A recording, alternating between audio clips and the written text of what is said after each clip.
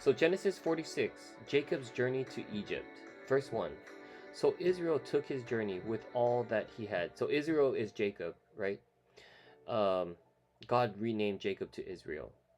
And came to Beersheba and offered sacrifices to the God of his father Isaac. Then God spoke to Israel in the visions of the night and said, Jacob, Jacob. And he said, Here I am. So he said, I am God, the God of your father.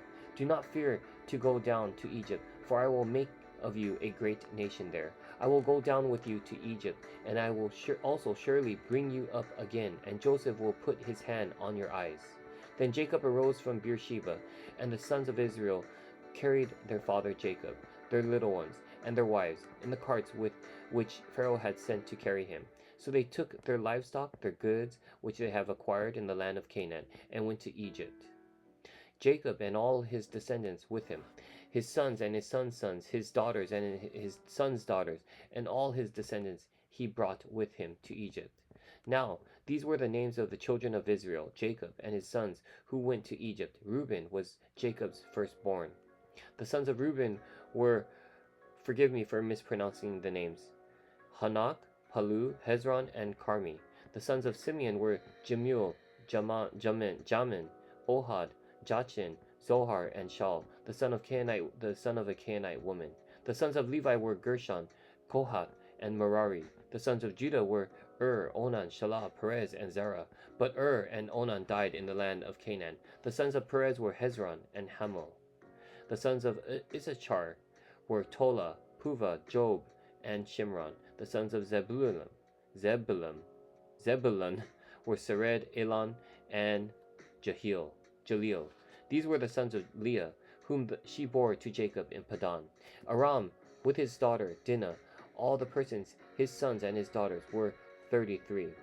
The sons of Gad were Ziphion, Haggai, Shuni, Esbon, Eri, Arodi, and Areli. The sons of Asher were Jimnah, Ishua, Isui, Beriah, and Sarah, their sister. And the sons of Beriah were Heber and Melachiel.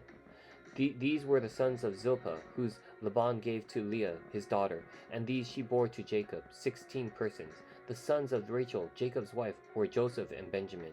And to Joseph in the land of Egypt were born Manasseh and Ephraim, whom Asenath, the daughter of Potipharah, priest of On, bore to him. The sons of Benjamin were Bela, Becher, Ashbel, Jerah, Naaman, Ehi, Rosh, Mupin, Hupin, and Ard. These were the sons of Rachel, who were born to Jacob, 14 persons in all. The son of Dan was Hushim. The sons of Naphtali were Jazil, Guni, Jezer, and Shalim. These were the sons of Bilhah, whom Laban gave to Rachel his daughter, and she bore these to Jacob, 7 persons in all. All the persons who went with Jacob to Egypt, who came from his body, besides Jacob's sons' wives, were 66 persons in all. And the sons of Joseph, who were born to him in Egypt, were 2 persons. All the persons of the house of Jacob who went to Egypt were 70. Okay, we're going to read the commentary here. This is going to be quick. It's pretty much a line of the names of all those in the family, right? So it's verse commentary is coming from the Tony Evans Bible Commentary, verses 1 through 27. So, verse 1 through 7, even though Jacob would have been thrilled to travel to Egypt and see Joseph, there must have been a question in the back of his mind. What about the promised land? Would God bring his people back to Canaan if they left En Masseh for Egypt? Knowing Jacob's anxieties, God appeared to Jacob in a vision to reassure him the journey to Egypt would fulfill part of his promise, making Jacob into a great nation there. As the appointed time, God would bring them back, and in the meantime, God promised to be with Jacob for the journey. Armed with God's presence and a renewal of God's promise, Jacob was able to make the trek with hope. Verse 8 through 27. What follows here is a list of Jacob's descendants at the time of his journey to Egypt. Each of Jacob's sons had a bundle of sons of their own, so that their entire family numbered 70 persons.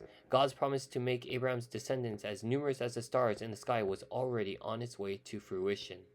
This was an enormous family by any measure, but the specific number 70 would have been significant as well. In Hebrew culture, the number 7 indicates completion and fullness. In pointing out that Jacob had a family of 70, the author hints to us that Jacob's family was fulfilling the promise that God had made. All right, let's continue reading scripture. We are now at verse 28 of Genesis 46. Jacob settles in Goshen. Then he sent Judah before him to Joseph to point out before him the way to Goshen, and they came to the land of Goshen. So Joseph made ready his chariot and went up to Goshen to meet his father Israel. And he presented himself to him and fell on his neck and wept on his neck a good while. And Israel said to Joseph, "Now let me die, since I have seen your face, because you are still alive." Then Joseph said to his brothers and to his father's household, "I will go up and tell Pharaoh, and say to him, My brothers and those of my father's house, who were in the land of Canaan, have come to me, and the men are shepherds, for their occupation has been to feed livestock, and they have brought their flocks, their herds, and all that they have. So it shall be, when Pharaoh calls you and says, What is your occupation? That you shall say, Your servant's occupation has been with livestock, from our youth even till now, both we and also our fathers, that you may dwell in the land of Goshen, for every shepherd is an abomination to the Egyptians." So, let's read the commentary here. When Joseph's father, Jacob, meets his son that he thought was dead for over 20 years.